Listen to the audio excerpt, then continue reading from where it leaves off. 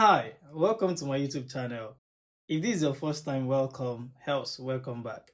Today I'm going to be sharing with you an amazing story. Should I use the word amazing? Interesting story. Because it was actually my story, and at the same time, it was a kind of my journey when I started. I've always determined that always want to impact young minds, and at the same time, bring stories that can actually transform their life. So, and I've actually been trying my best, to do that. So, today I'm going to be sharing my story with you, my personal story, and the story is about how I moved from being a millionaire to a zeronaire, if there is any word like that. How I squandered all my seven figures to become somebody with 0 naira. Let's go right into it. Hi, welcome to my YouTube channel. I am Victor Akionde, a techpreneur and a growth strategist. I am also a scholar who is intentional and passionate about helping young minds achieve their dreams. Please subscribe to my channel, like, comment, and share my videos. It promises to be impactful and inspiring. Thank you. Yes, welcome back. As I said earlier, I said that I'm going to be sharing an interesting story with you, and which is my personal story. And it's just a story of how I managed to, come all the way from seven figures to zero figure. So the journey all started with one thing, which is bad investment. Around 2020 when we started, so I was running a product development and a product marketing agency since then, which is Vinwood, and it is still what I'm still running till now. And one of the things that actually happened or transpired after that time is that I was able to get enough money, raise some money for myself, try to get contracts, get gigs, get a number of things. And at the same time, I was able to work on all of them, deliver properly, deliver well, and I got my money. So as I was getting the money, I was quite, saving it a bit, but I can't really turn that to be saving, right? Because it was just in my bank account. And at the same time, anytime I just want to spend, I just go right there, I spend the money. But it got to a time when I began to hear about investment, that you can always invest, you can always do this. And that was when this kind of forex investment came in then. And this kind of investment is an investment in which you're not the one trading yourself. You're just gonna invest with that particular person or with that particular agency, and they will not be trading with your money. But I never knew it was a Ponzi scheme. I never knew it was a Ponzi scheme. And what happened? I was giving my money to somebody else, and somebody else was giving my money to somebody else. Somebody else was giving my money to somebody else to trade. And it was just like a kind of this sequence thing. All right. So in the long run, I lost the whole money. And by the time I lost the money, it didn't appear as if I lost it in the first place, because that particular person happened to be somebody I was working with at that particular time. I was the one that developed the software they were using to collect funds from people, to save those funds, and a kind of database they are trying to use to get those funds and to have a kind of record for whatever they are doing. So I never thought it was a kind of Ponzi scheme with the way the whole thing was structured. They themselves never knew it was a Ponzi scheme. It was only the person they were giving the money to that knew. At that point in time, I got a memo from the agency, and they were like, they won't be able to disburse any money for now due to some challenge in the forex market. And I agreed, due to the fact that this person is somebody I've met over time. At that point in time, I was working for me, and it's got to a point too, even when I knew that, okay, fine, this money is quite going. I don't know whether it will return, but I still have this kind of faith in the person I invested with, or in the agency I invested with, due to the fact that I know the person. It got to a point, this person called me. He actually told me that he could see that I'm quite doing well in where I was doing, and he would love to invest in, where I wanted. So I had a meeting with him. I shared some of my ideas with him, and I was like, okay, fine, he can invest, he can do this, he can do. And I was like, wow, that is a very beautiful one. So in the long run, he actually asked me to start something, but just because I was still starting, I never knew so much about investment, investor of a thing. I began to pump in my own personal money aside from the money I invested with him. In the whole forex scheme or forex market of it, forex investment. So I still carry my own money. I carried my money and I pumped in into the idea we both discussed. But along the line, I just realized I wasn't turning up for the idea again. I have hired more developers with me. money to work on the whole thing. I've paid them, I've gone a long way. When you are having this kind of zeal and we're having this kind of, zealous fervor to do something amazing and to solve problems. But in the long run, it did not turn out to be that way. Why? Because the guy did not even pay me up till now. And the products were even too, and I just pumped in money, I wasted the money till now. The products are dead, and nothing is happening to them. So one of the things I can say that really brought me all the way from being a millionaire to a zeronaire at a point in time was bad investment, and I wouldn't advise you to do that. And the second thing I will talk about in this video is one source of income. One source of income really affected me. Then I was thinking the money would always come in as it was coming in. I never knew that, for everything that has a start might have a kind of difficult time even before you have another leap. But, if you have actually invested or saved during the good times, it would have actually helped you during the difficult time, because you might just pull out your investment or savings. And here, I'm actually talking about good investment.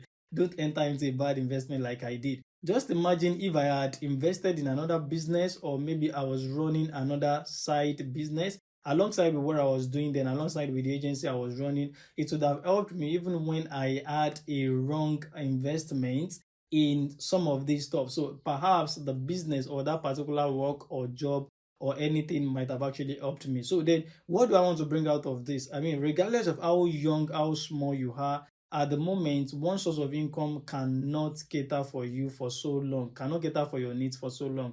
So you just need to expand, you need to explore more. But before exploring more, try to gain your ground first. So then right from there, just try to expand more. Once you're getting money from what you're doing at the moment, why not try to invest in one or more businesses and try to create more source of incomes for yourself? Because having one source of income can be draining, and at the same time, having one source of income actually has its own disadvantages, and it might not be so good for you, because there might be times that particular job, maybe if it's a contract job or something, you might not be getting them, as many as you were getting them at that particular point in time. So you really need more, or you need another jobs to sustain yourself. So if you have another job aside from the current one you're doing, or you have another business or something you're investing in, then it will really, really help you. So in a nutshell, what I want to bring out of this is try as much as you can to have more than one source of income. If you're a career person, you can try to maybe extend your earnings or extend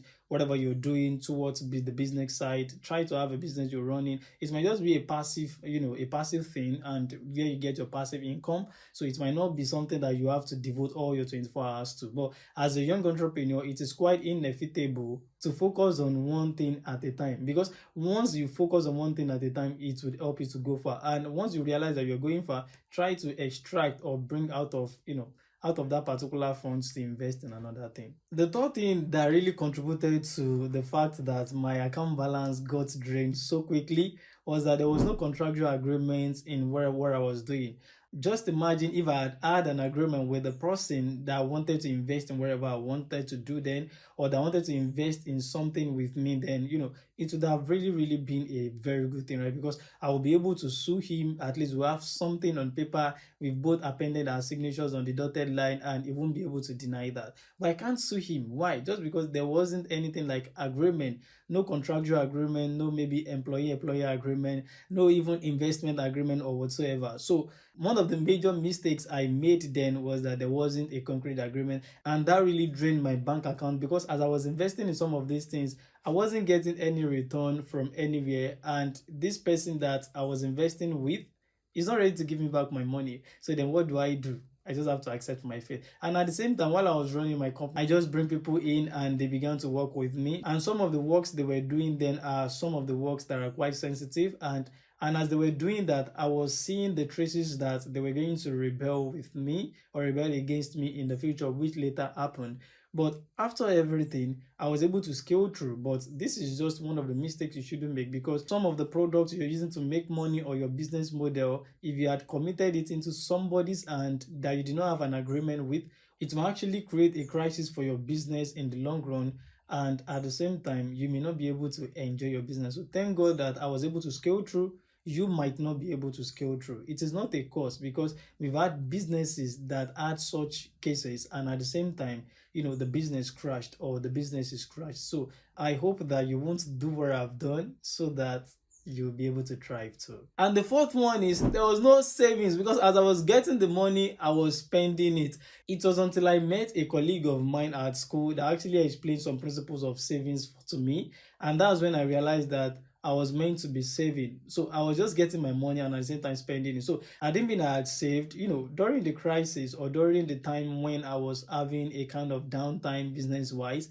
I would have leveraged that, and it might have actually helped me to quickly resuscitate and start or continue with what I was doing, and perhaps that might quickly help me return back to the track to start or continue the rest. So the lesson I want to bring out of this is, try as much as you can to save. So there are different platforms that can actually help you to save. We have Piggyvest, we have Carrywise, and many more. So try as much as you can to check some of these platforms out, save your money. Even one of the strategy I'm using now is, once I get the money, I split it into half, then I save half and I use the half to do whatever I want to do. I mean, my own money, not the company's money, right? So that is what I do. So you can practice that too.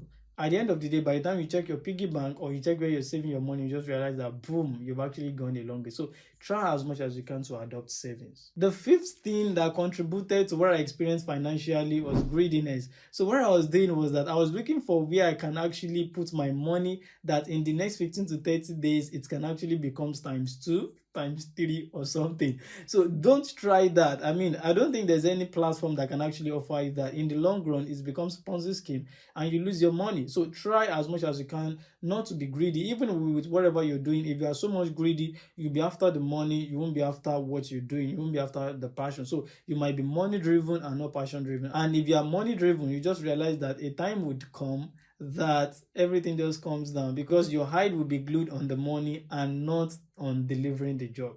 So try as much as you can not to be greedy. Don't be greedy like I was. So the sixth thing that actually contributed to my downfall was that I had no mentor. A mentor is just somebody that has actually gone ahead of you and knows what it looks like, knows what you wanted to do. I mean, what it looks like. And the person will be able to guide you, because the person will know where the danger is and where the real life is. I mean, where you can actually do something right and the one you can actually turn against. So, and just because I had no mentor, the 5 previous points I've discussed actually occurred to me. I didn't mean I have a mentor. That might not have happened. The last thing here is, I did not train anybody. I did not raise anybody. I did not build men. And I did not invest in people. So what led to that was that I was trying to look at myself, look at how I can scale, how I can get to the top. But it was until I saw one of Ubon King's, the late Ubon King's video, that said, for you to move from the top of one particular mountain to another, you need to do 2 things. And one of them is either you come down and climb the second mountain, or you try to put something put something between the first mountain and the second mountain that would help you scale through. So, and what you can actually put between the first and second mountain is just humans. So you can actually leverage on human beings that you have actually raised when you were coming up to move from the top of one mountain to another. So I never experienced that. So until I saw that video, once I saw the video, my understanding was opened and I was able to do something related to that. But what do I want to bring out of that? Try as much as you can to raise men, because if I had raised men, or if I had built men, or I had invested in people, it would have really helped me. Even when I was down financially, I would have people to try to bring me up. So all young entrepreneurs, young career men, and professionals that are outside there that are seeing this video, I'm begging you to try to invest in men. Maybe your colleagues, your friends, your family members. Try as much as you can to invest in people around you. I'm not praying that you come down, but if something like that wants to happen, it will be these people that you are going to leverage on. There are so many billionaires outside there that they are just living on past record, and perhaps they are leveraging on the people they've built or the men they've built in past times. They might not have the money again, but due to the fact that they have actually raised men, it won't be obvious to people outside there that, they were not as rich as they were before. But just because they've actually raised people, they've built men, these men will be the ones supporting them and trying to, raise them up back and return them or restore them back to their normal position. So try as much as you can to raise people. So thank you so much for coming to the end of my video. I so much appreciate the time you spent on this video. So try as much as you can to like, share, comment, and subscribe to my channel. Please subscribe to my channel, most especially if you have actually found this video inspiring or insightful. Thank you. Anticipate the next video. Peace out.